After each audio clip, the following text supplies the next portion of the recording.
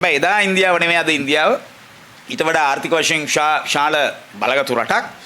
අද වෙනකොට අම්බානිලා අදානිලා මිත්තාල්ලා ටාටල්ලා බීර්ලා අද වෙනකොට ලෝකයේ ඉහළම බිලියනපතියෝ අතරට එකතු වෙලා ඉන්නවා. ඒ නිසා ඒගොල්ලන්ගේ ප්‍රාග්ධනීය බලය එදාට වඩා වැඩි.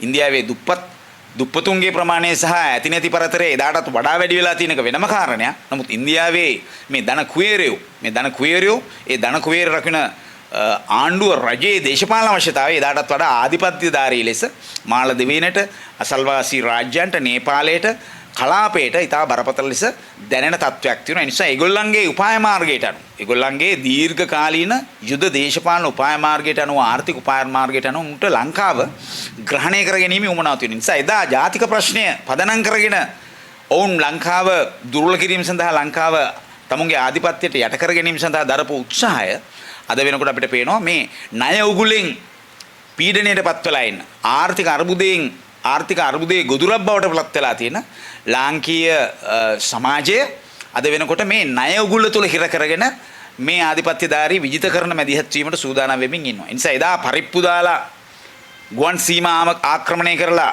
හමුදාවක් එවලා ආක්‍රමණකාරී ඒ ස්වරූපයෙන් ආපු ඉන්දියානු විජිතකරණ උමනාව අද වෙනකොට මේ ලංකාවේ ආර්ථික අර්බුදයේ මත පදනම් වෙච්ච මේ ණය ගැනීම නිසා ඒ ආපු ණය උගුල පාවිච්චි කරලා අද වෙනකොට ඊටත් වඩා දැඩිව මේ ලංකාව තමුන්ගේ ග්‍රහණයට ගැනීමේ විජිතකරණ උමනාව ක්‍රියාත්මක කරමින් ඉන්නවා. ඒ නිසා අපිට ආරංචි ඔවුන් ණය ප්‍රතිහතකරණය ගැන නැවත සාකච්ඡා පටන් ගන්නවා.